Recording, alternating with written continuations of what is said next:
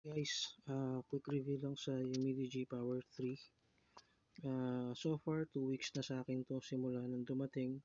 And ang masasabi ko lang, sulit na sulit tong phone na to. Good na good para sa akin. Lalo na yung battery niya.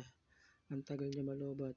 Actually, mga 2 days ako bago mag-charge Gaya ngayon, second day na.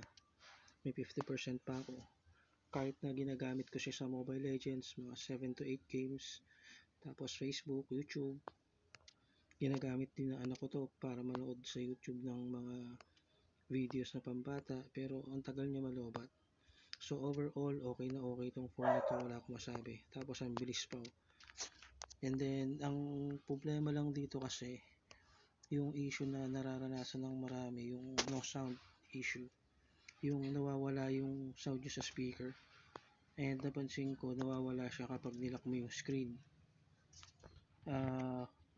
Ginagamit ko minsan yung napanood ko sa YouTube, yung kakausapin mo si Google Assistant.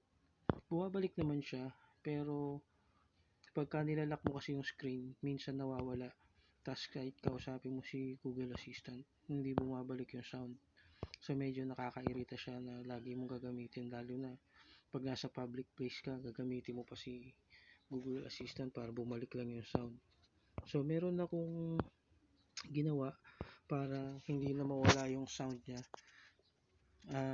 Ganito lang, punta ka lang ng settings, tapos hanapin mo si apps and notifications. Ayan, tapos click mo to, see all 45 apps para makita mo yung mga naka-install. Hanapin mo si Google. Ayan, disable mo lang siya.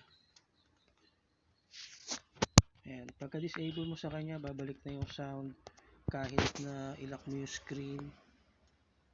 Meron pa rin pag binuksan mo, wala nang hassle na totropahin mo pa si Google Assistant para bumalik lang yung sound. Pagka disable mo kay Google, okay na. And sa experience ko, wala pa namang apps na nagka-crash yung phone, hindi naman nagka-crash simula nung dinisable ko si Google. Tapos yung sinasabi nila na mahina yung speaker, tunog lata, ganito naman yung gagawin mo. Click mo lang yung volume up or volume down button, tapos click mo tong settings sa pinakababa. Ayan. Tapos see more, scroll mo sa pinakababa, then click mo yung advance. Ayan. And then scroll mo ulit sa pinakababa, click mo yung sound enhancement. Ayan, makikita nyo BS loudness. So i-upgrade mo lang yung, enable mo lang siya.